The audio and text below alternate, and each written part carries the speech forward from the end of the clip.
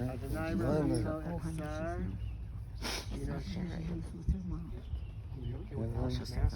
Now tell me something. Where is that? Oh, at Fitzsimmons said. Yeah. We'll have to go. Mizmor LeDavid.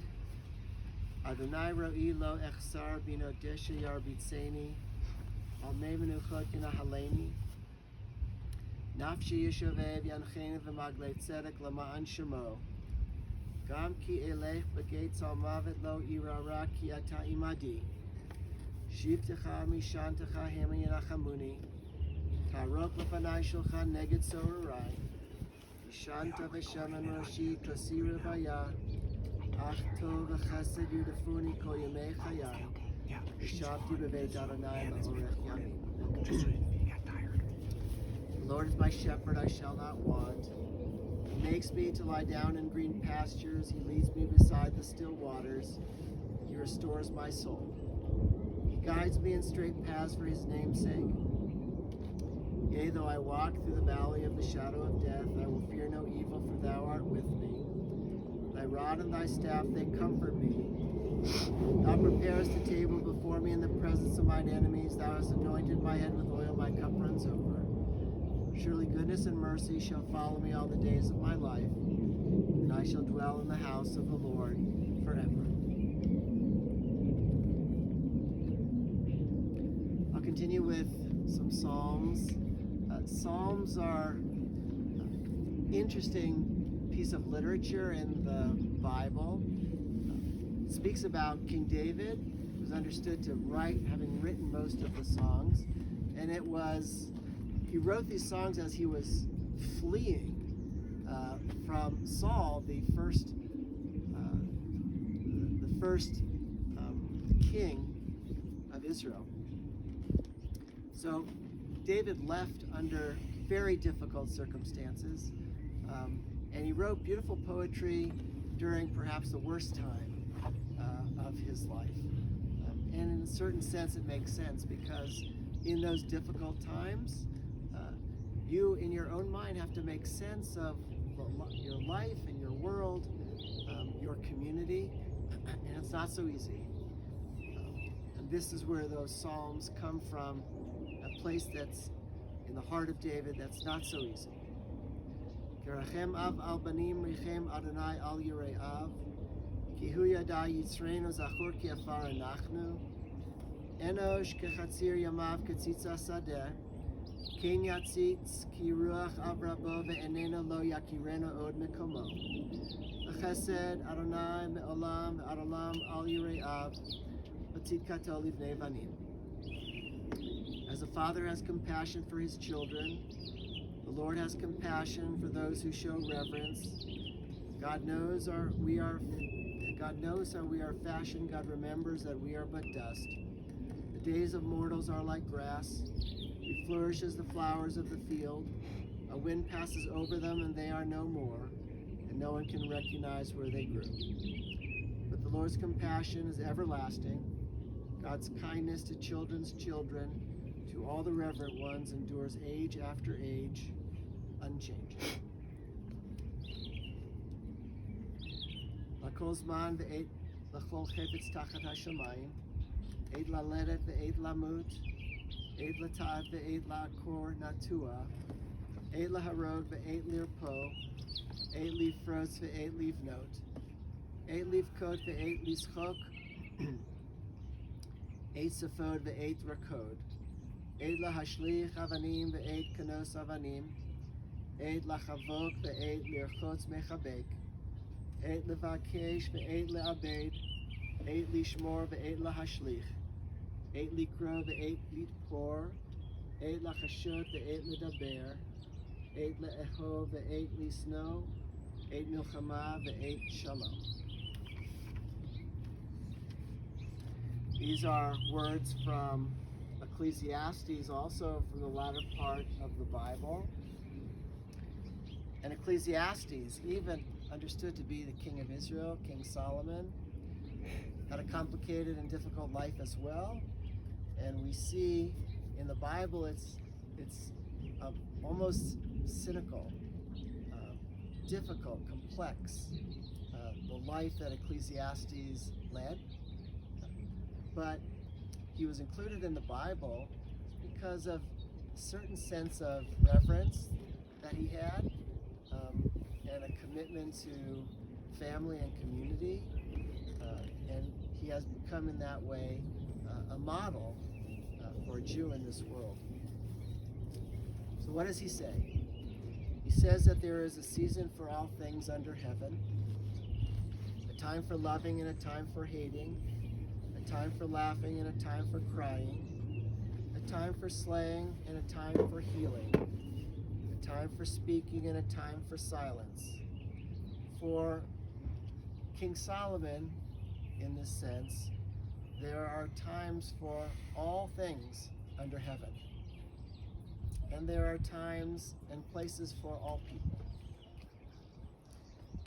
And life, according to Ecclesiastes, is not so easy.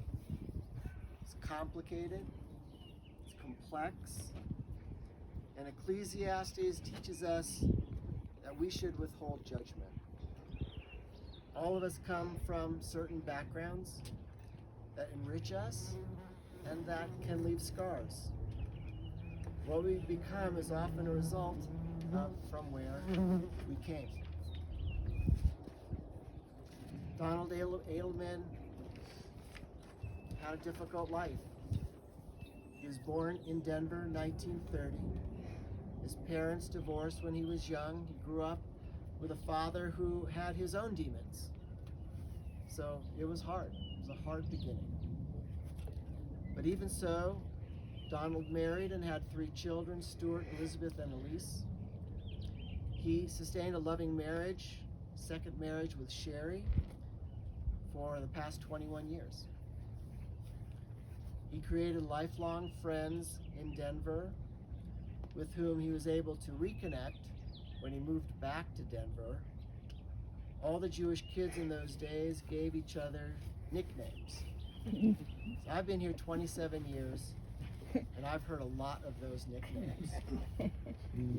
Don's friends, right? Cue ball, Noini, and Donald's own name, if I have this right, Quacky Don. Quacky, just straight Quacky. Okay. He was a tough kid, like many on the west side there. He was a scrapper. He fought, he made things happen for himself. That is the way he was his whole life. He came from nothing and did the best he could to make it in this world. Donald went into the jewelry business. He first worked for stores, did sales, traveled for a manufacturer, opened his own store in Anaheim, in California. Stuart worked with him in the business for 10 years, learned from him, and remained in the business himself. Donald was a great talker. He was usually the life of the party. He was generous in his own way, and those who knew him best knew that he loved his family and had compassion for others that are in need. Sherry and Donald married in their later years. They had a lovely relationship, companionship. Sherry is not here today because of her own health challenges, but she is watching the service online with her daughter Dana.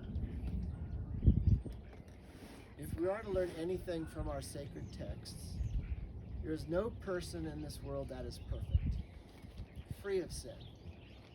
God makes us broken, and we all do whatever we can to live good lives. And Donald did what he could. He was tough. He lived 90 years. Don will be remembered by those who loved him, and we ask that God will bind him up in the bonds of eternal life, and we ask that he now rest in peace. Amen.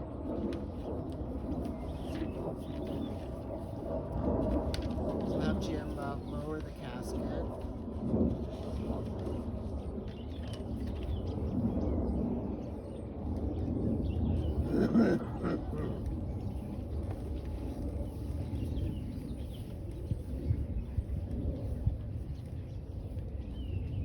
Well, Almighty God of the living and the dead, send comfort to your children who grieve.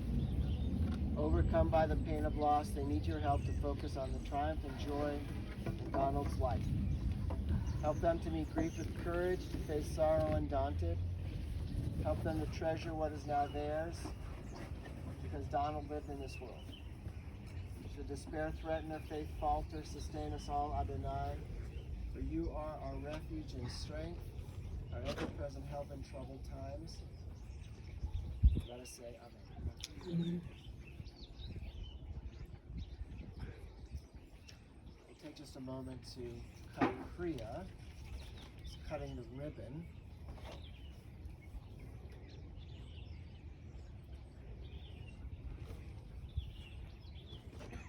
Stuart, stand up.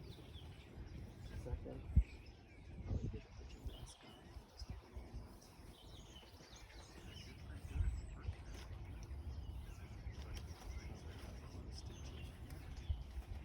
If you rip up that, see where the ribbon is slit? Rip that up. That's cutting Kriya, which is a symbol of a tear internally that we have when we lose a loved one. And there are two blessings. You can repeat them after me. Baruch, Atah, Adonai, Eloheinu, Melech, Ha'olam, Dayan, Ha'emet. Praised are you, Lord our God, King of the universe, the righteous judge. Adonai Natan, Ve'Adonai, Lakach, V'Hishem, Adonai, Mevorach. The Lord gives, the Lord takes away. Praise be the name of the Lord. I'm going to have you put some earth in the grave.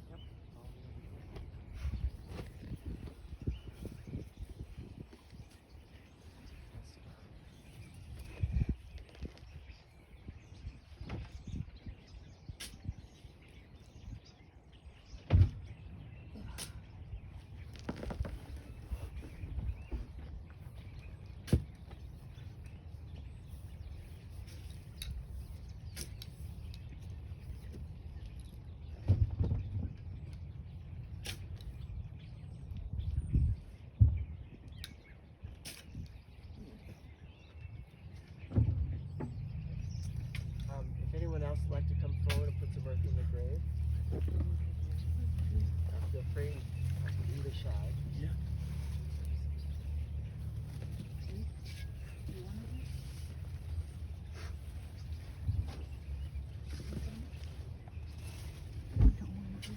Huh?